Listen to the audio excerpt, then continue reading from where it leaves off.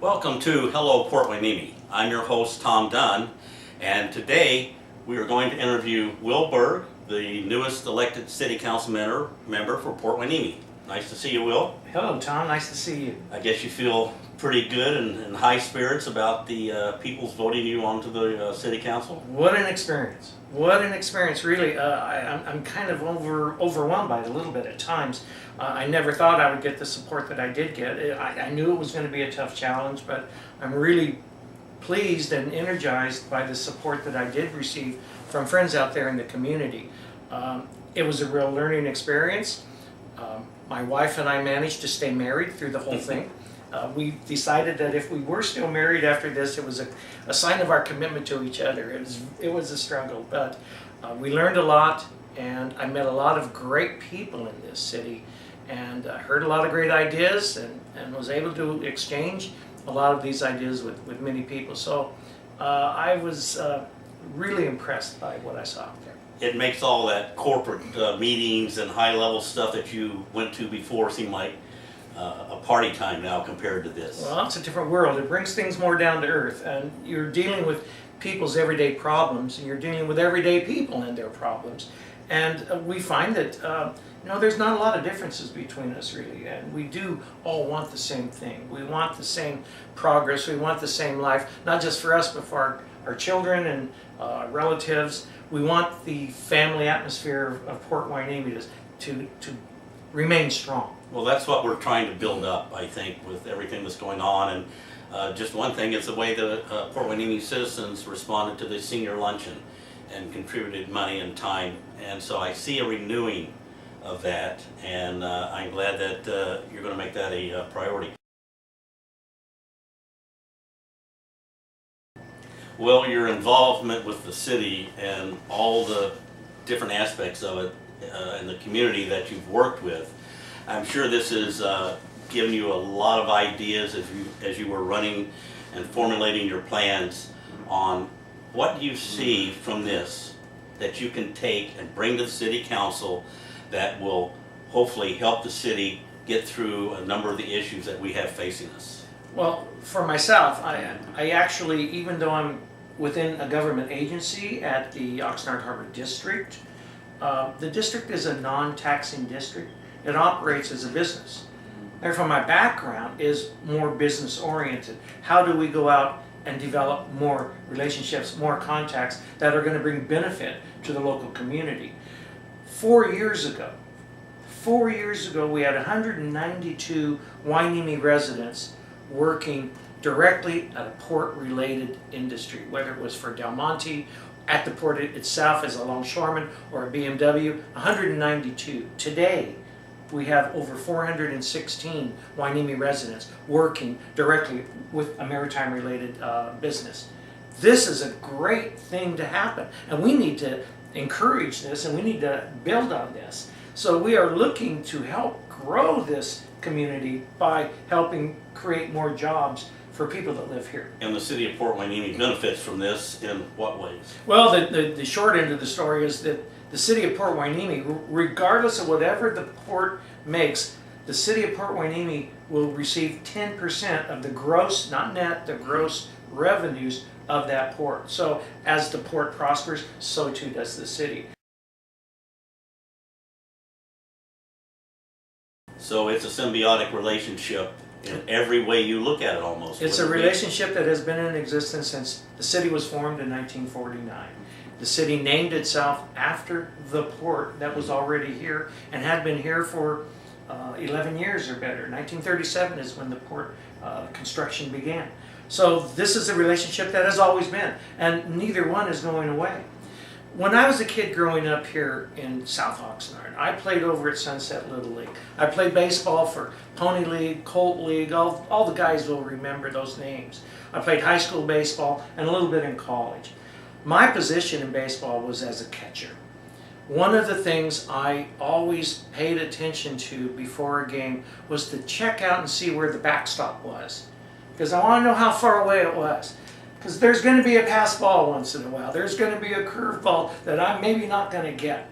Well, sometimes you've got to learn to play that backstop. You got it. How far back do I have to go? That becomes a friend of yours. You learn how to play the caroms. Well, for the city of Port Hueneme, they sometimes get thrown curveballs. They sometimes have a pass ball, but they have a backstop. That backstop is the port. It's always going to be there. And it's always going to be generating some amount of revenue that the city can rely on and go to the bank with. So we need to help create and maintain that relationship so that we can prosper together. Is there anything else you want to share with the viewers that you're involved in right now? Well, at the port we developed a MOU with the Oxnard Union High School District. And what we determined would be a good idea is we reached out to all the campuses in the district, which were about 7 or 8 high school campuses. Hueneme, Oxnard, Rio Mesa, Camarillo, several out there, Channel Islands. And we present a global trade and logistics class at the port. Students come down every Tuesday and they meet from 3:30 to 5, an hour and a half. And each individual class is taught by a different port user, port customer. Del Monte takes a class, the kids learn about the banana business, where they're grown, how they're shipped here, the logistics of getting them through the United States and the marketplace, what they sell for, how popular they are, what the challenges are for the industry. Another class is taught by BMW. They talk about the automobile business. Class is taught by the Customs and Border Protection.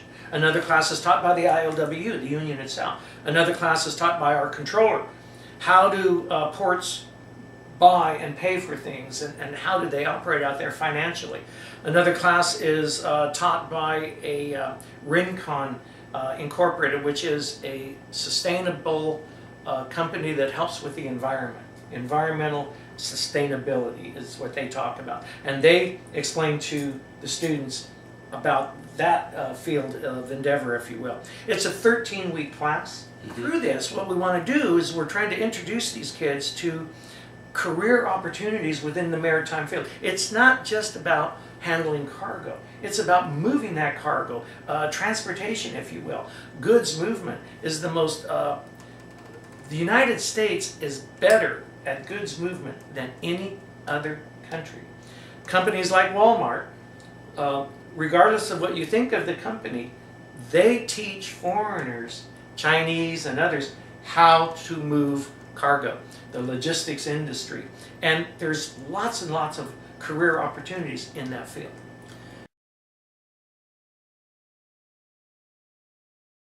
In the coming years, have you formulated any ideas that you want to present through the City Council that you think could advance that idea of increasing the port business and increasing the revenues to the city? Well, first of all, I would like to focus upon some of the small businesses within the city. I wanted my position with the executive board of the Port Hueneme Chamber of Commerce, I want to go there first. As I said, that organization is starting to rebuild, but we have a business license tax that we need to review and go over. I need to reach out, we need to reach out to the business community to get their ideas and get their buy-in. We need public buy-in to any kind of tax changes that we want to pursue. We can get that buy-in, but we have to do it through transparency, honesty, and frankness, and showing the situation as it is. I want to approach the civilian businesses on the base, find out what their situation is as best we can, and relay what our situation is, and to meet together and to hammer out agreements that we can all live with. If we can take another measure to the ballot box in 2 years that is supported by the business community, I don't think there's going to be any problems with this. But what are the pieces going to be? Do we dictate what that is? I don't think that'll work that way. But the business community can help. The base, the businesses on board at the port, they can all play a role in this. But I think that's the issue. They want to play a role. And they want to play a role. And that's important to understand. It's not a win or lose situation.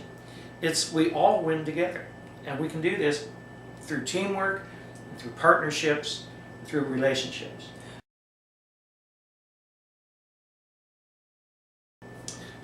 There's going to have to be a lot of discussion and a lot of, again, openness and transparency.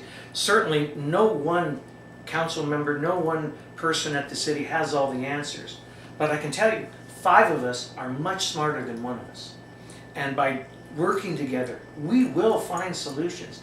I already am having neighbors approach me with their ideas. Hey, Will, did you think of this? Have you thought of that? And these are things that we can take back to the council, we can take to the new city manager. And I think, again, as we gin up this excitement within the city to re-energize ourselves, we can get out of the financial situation that we're in. Better days are coming. You know, I think at Hello Port Hueneme, that's what I've tried to do, is get people involved, let them know what's going on, and I think the new city council will let people know that they want their input and they want to work together. As you said, it takes a community to raise a child, and right now we need a community to help the city council make things right here, and I'm looking forward to it, and I hope the citizens of Port Hueneme are looking forward to the new city council, and we wish you the best of luck in the coming new year. Well, Tom, thank you very much. It's been a pleasure being here. Thank you. Thank you, guys, and join us again for our next Hello Port Hueneme. Goodbye.